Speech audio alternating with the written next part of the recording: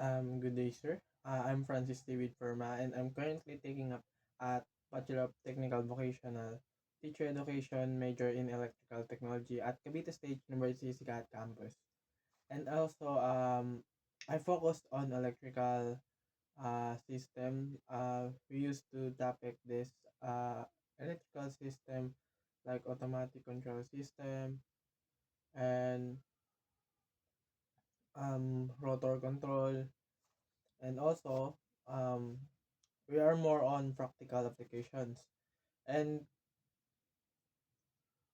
also we are related in teaching academic like teaching strategy, pedagogy, and also I had a hands-on experience with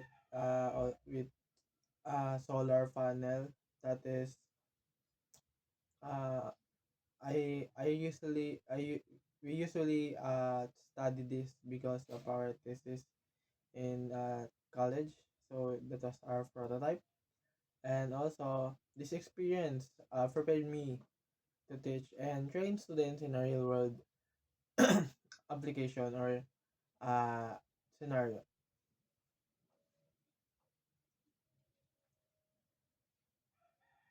Why I'm currently in a organization which is the CSIRT, as Civil Sikat Emergency Response Teams, but it's not related to my coursework since I'm electrical technology, and my task in organization is more on medical, more on practical, like doing stuff like about medical, about what Red Cross doing in many activities to support and guide. And also, though I'm not related literally in my coursework, which is electrical technology, I was actively involved in a group project, like, and since we are in our CSERT, we are more on community based events, like also in the org like Sasco, we also do team building. And these events are um, required coordination, communication, teamwork, and also skills. And also, um, I I work in McDonald's, and working in fast food industries taught me how to stay calm under pressure, and always to have maintain good communication within a team, since I'm also in a production, kitchen production in fast food, and it was so pressure when there's a lot of order. So even though I not in a school organization, I do work in a fast food industry, which is so very busy, and it will make you panic when you don't prepare yourself, or you don't time management in doing things in your station.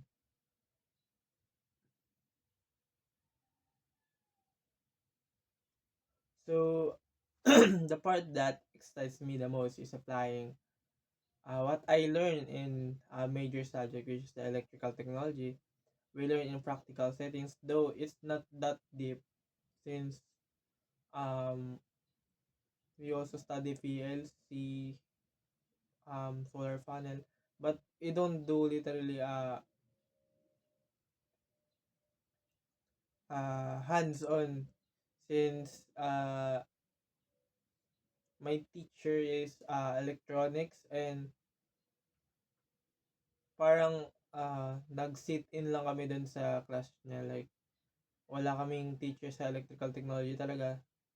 So ang naging so that's what happened is electronics and electrical is nag-isa na lang ng nag-teacher, since there is no teacher in electrical talaga. So, electronics yung naging pinaka-teacher namin and hindi niya kabisado yung sa field namin. So, medyo nahirapan kami dun sa part na yun.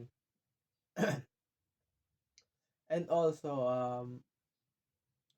but during our second year in electrical, in a major shift subject is we do electrical wiring, like electrical installation, but not the renewable energy. But in the prototype, we do electrical installation and also renewable energy, which is the solar PV. And I really enjoy that in a real application during our major shift is I find joy in teaching since the teacher was giving just a PowerPoint and we just study it self study and after after the class since we are sit in so nagki-quiz kami doon and then nagpa-practical after the sit in ng class niya. And while pero sa major shift namin hindi kami nag-demonstration at tsaka hands-on activities lang yung ginawa namin.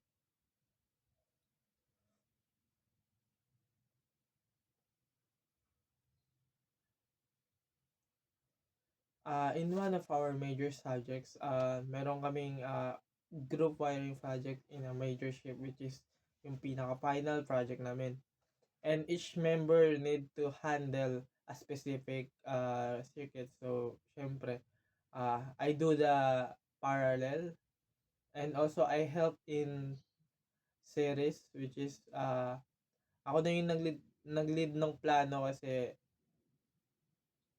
meron namang diagram, electrical wiring diagram since yun yung teacher namin nagbigay siya ng diagram na kailangan namin gawin. And also meron yung isa pang ginawa namin sa kanya, hindi siya nagbigay ng diagram. Nagbigay lang siya ng specific outlet, yung mga single pole, single throw, yung mga ganun. So so in-ensure ko rin syempre yung safety ng kasama ko ng mga kasama ko sa major ship namin since kailangan namin ng proper procedure and also safety equipments in terms of electrical wiring. And also, yung contribute ko na yon is nag-lead naman sa pag-finish namin ng project namin. And ito ay ahead of time naman and also, yung pinaka-accuracy ng wiring namin is hindi naman nagpa-fluctuate. Kumaga maayos yung aming electrical wiring.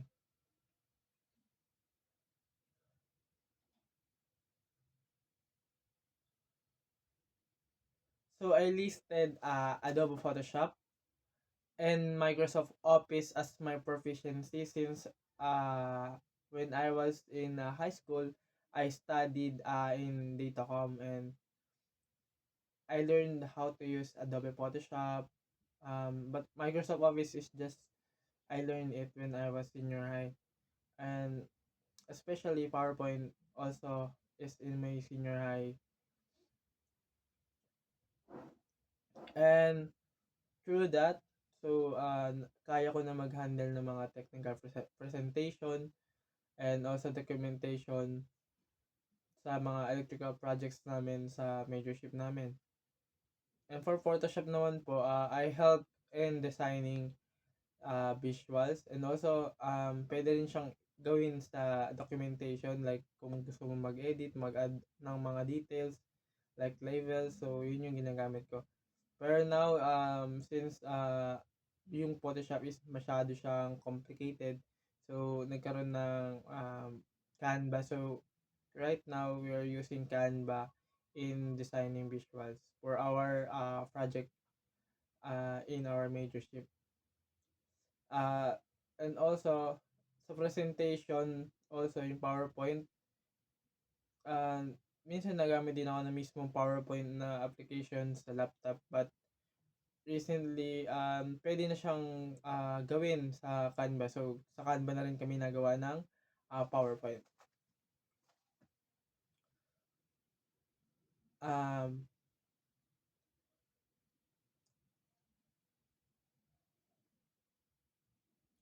so one challenge I faced was coordinating schedules with group members. We have different availability since yung kasama namin sa major ship is working student and also siya yung breadwinner ng pamilya nila. And then yung isa namin kasama na sa major ship, hindi naman siya working student pero sobrang busy niya. Like, kailangan ako yung mag-took ng initiative, like mag-suggest ng online meeting, or what we say is brainstorming. So, yun yung mga kailangan namin gawin para magkaroon kami ng stable or consistent progress. And also, since I'm a leader, student leader, and you need a lot about of time management since being a student leader is it's not typically easy since you handle your ACADS, you handle your school your organization task. Kasi sa org namin, I'm also uh, handling my group page ng org and also nag-edit ng caption, nag-edit ng documentation, kalagyan ng watermark. So, I do have a lot of tasks to do in our organization. And it taught me how to it it increased or enhanced me to avoid procrastination, so time management, and also to be able to lead other students is very challenging, or it it it is one of the struggle that you might get confused, depressed, since if you do not do your activity or task in your org. So, meron yung punishment sa amin. So, syempre, hindi naman ako nagkakaroon ng punishments that I'm still progressing in my ACADS and also sa organization namin.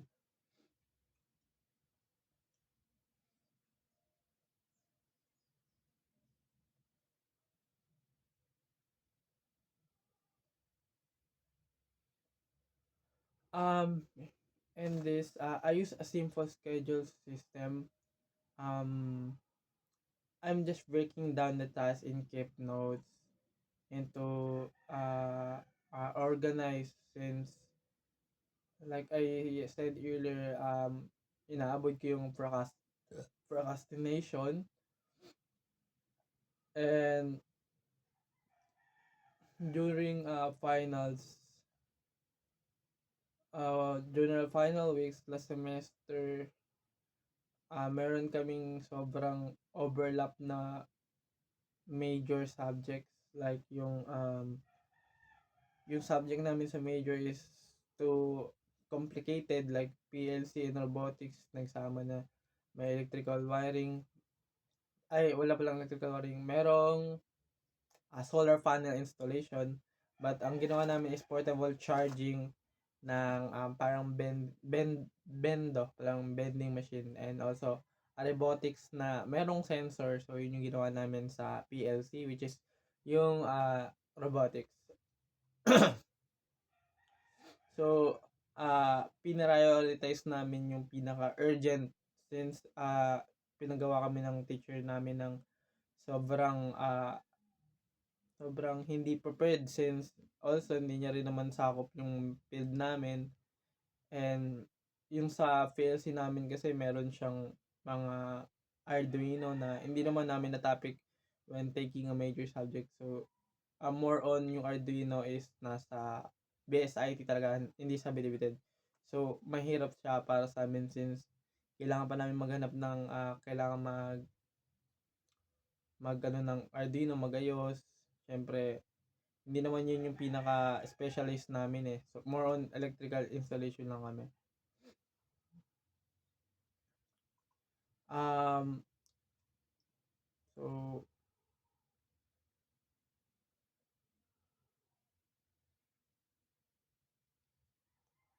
so I don't have formal volunteer experience listed, but my work at McDonald's serve as valuable experience I had to deal.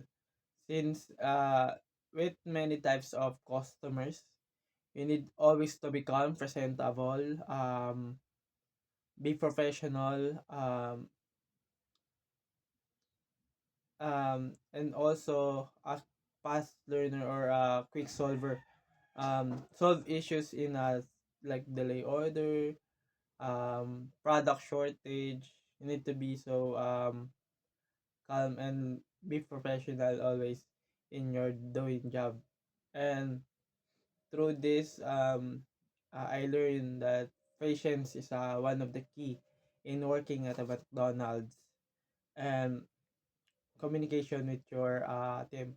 Since you're a team and a kitchen production, so uh, hindi ka pwedeng magsariling mundo lang kasi hindi tatakbo yung isang kitchen production pag wala yung isa. Like ako yung sa prepping, which is ako yung nagprepare ng rice, gravy, and a lot of drinks, patty burger, mga ingredients na yun is nagpe-prepare ako doon. And also siya yung pinaka-heart daw po ng McDo na pinaka-mahirap na task in a job or in a station kasi marami po kaming station doon like lobby, um, initiator, assembler, chicken expert, drive-through, and the last one is price person. And there's a lot of station in our job.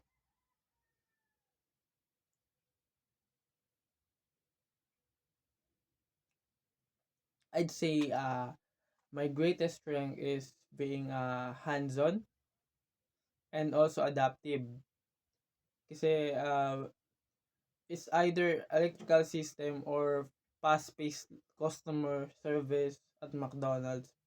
Pero kailangan mo talaga mag-adapt and kailangan quick ka din kumilos and natututo ka, nagkakaroon ka ng strategy, diskarte, um, kailangan mo mag-adjust. And this strength is kailangan mo siya i-apply sa group work, hindi yung may sarili kang mundo, gawin mo lang yung gagawin mo. Like, kailangan mo kasi kausapin din yung mga kasama mo, lalo na pag may break time. Hindi kami pwede mag-break time ng lugaw yung aming station. Kumaga, uh, kulang na kulang kami sa product para sa pag palit. I forgot the term na yung nagpapalit kami ng ship since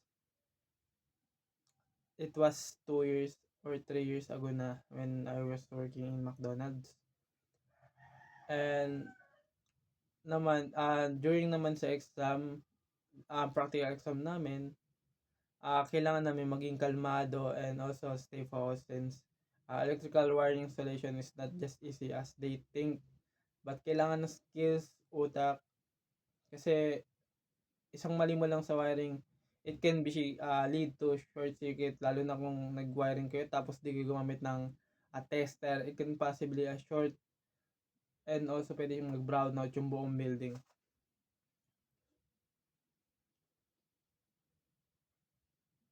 So I'm very interested in electrical technology and renewable energy.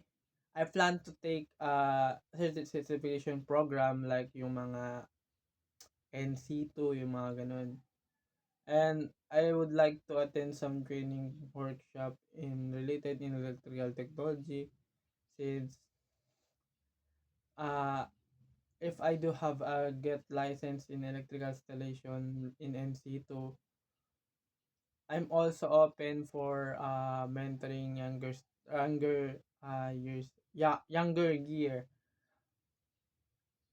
since sharing knowledge is one of the reasons why I'm a motivated students to teach students how to uh, study more harder. Since while I do know to myself na I'm not literally academic achiever when while I'm studying, I know that to myself since hindi ko masyadong pinagbubutihan, like hindi ko masyado ini-stress yung sarili ko, like average students, like I say, average student lang ako sa while I'm studying. And also, in developing my skills knowledge in this area, I would kailangan ko maging updated din also sa mga nangyayari sa industry. Kasi meron tayong tinatawag na mga industry standards. So, kailangan natin ma-meet yun since nasa industry rin naman ang program namin. So, kailangan namin maging updated sa mga industry trends. So, that's all. Thank you.